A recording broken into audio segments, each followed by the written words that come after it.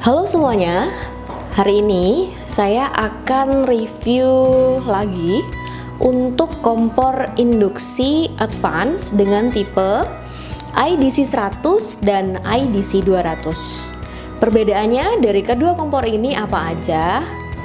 Akan saya jelaskan di video yang satu ini. Nah, untuk kompor yang mau saya review itu adalah IDC 100 dan IDC 200. Di sebelah kanan kiri saya, yang sebelah kiri ini IDC 100 dan yang sebelah kanan saya adalah IDC 200. Langsung aja kita simak perbedaannya di mana sih antara kompor induksi advance IDC 100 dan IDC 200. Nah, untuk perbedaan saya akan ngomongin soal desainnya dulu. Jadi kalau untuk yang IDC 100 itu desainnya lebih manual, jadi belum modern banget karena untuk tombolnya yang di sini dia itu nggak touch screen, jadi masih timbul sih. Jadi bisa ditekan begini bersuara, mungkin bisa didengar. Nah, kalau untuk yang IDC 200 ini tombolnya udah touch, jadi tinggal kita tekan tanpa ada suara ceklik kayak yang IDC 100. Nah, ini udah oke banget, modern banget dan lebih minimalis si IDC 200. Kalau untuk spesifikasinya mereka hampir sama karena perbedaannya hanya pada desain gitu ya. Nah, fiturnya apakah sama atau enggak? Fitur kedua kompor induksi ini tetap sama. Jadi kalau yang IDC 100 fungsinya tetap ada indikator leadnya di sini. Kemudian ada function, jadi dengan fungsinya masing-masing. IDC 100 juga sama-sama ada indikator untuk up and down suhunya. Kemudian untuk wattnya ini juga sama 1200 watt. Dan fitur yang lain sepertinya sama aja sih gitu loh. Cuman memang yang membedakan adalah dari desainnya dia dan model dari tombol-tombolnya. Kalau fungsinya gimana? Bisa nggak gitu ya? Nah, bisa nggak untuk semua panci, untuk semua peralatan masak? Sebenarnya semua kompor kalau yang induksi, karena mereka pakai medan elektromagnetik untuk ngehantarin panas ke alat masaknya, jadi sama aja sih sebenarnya bisa. Tapi tidak semua peralatan masak bisa digunakan kalau bahan dari lapisan bawahnya bukan asli stainless. Jadi ada beberapa alat masak itu yang memang lapisan bawahnya bukan beneran stainless, sehingga kalau pakai alat masak tersebut jadinya nggak bisa dipakai untuk kompor induksi advance, baik yang IDC 100 maupun yang IDC 200. Contoh, sekarang saya mau kasih contoh dulu untuk bahan atau peralatan masak apa yang bisa dipakai untuk si kompor IDC 100 dan IDC 200. Nah, di sini saya punya fry pan-nya 3 pieces jago. Di bagian belakangnya dia punya button. Nah, ini nih button ini adalah stainless yang khusus, biasanya memang diperuntukkan untuk peralatan masak kalau dia induksi. Nah, contohnya kayak gini nih. Saya akan pakai dulu di kompor IDC 100 ya. Tetap ditekan, saya tempelin kemudian. Nah, dia langsung suhunya langsung naik.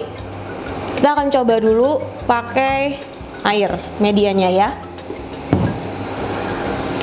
Kalau untuk suhunya Untuk fungsinya kita bisa rubah karena kita lagi masak air, jadi kita sesuaikan indikatornya untuk yang air.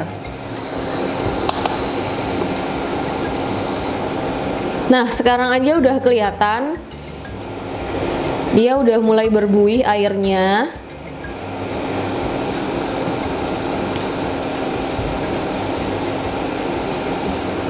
Tandanya kompor IDC 100 bisa dipakai untuk peralatan masak yang ada button di balik pancinya. Oke, ini saya matikan dulu. Gimana kalau panci yang belakangnya nggak ada buttonnya? Apa tetap bisa dipakai? Bisa, dengan catatan dia harus berbahan stainless. Jadi beneran stainless yang nggak stainless ala-ala. Jadi contohnya tuh kayak gini. Saya punya panci presto yang belakangnya ada lapisan mirip stainless yang bisa dilihat. Mungkin desainnya sudah bagus di bagian bawah pancinya. Dia beneran mirip stainless seperti ini, ya kan? Nah, kita akan coba ke kompor IDC 100. Ini saya tekan dulu ya untuk on off-nya. Nah, IDC 100 karena dia pakai medan elektromagnetik, dia akan ngebaca peralatan masak apa yang memang dia beneran stainless. Kalau dia bukan stainless yang beneran atau bukan stainless dan aluminium biasa, IDC 100 atau kompor induksi ini nggak akan ngebaca. Contohnya kayak di sini nih. Jadi ini mau saya tekan berapa kali pun, kalau memang dia bahan aslinya yang di bawah lapisan itu bukan beneran stainless, dia nggak akan bisa panas, nggak akan bisa kebaca. Kayak gini nih, ini berarti dia nggak bisa dipakai. Yang salah bukan kompornya, tapi peralatan masak yang teman-teman gunakan. Oke, contoh lagi.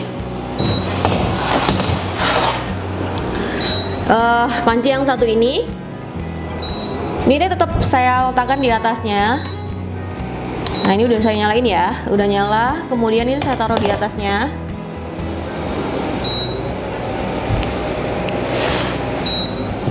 Dia juga nggak mau ngebaca karena memang lapisan di bawahnya itu bukan beneran stainless, gitu.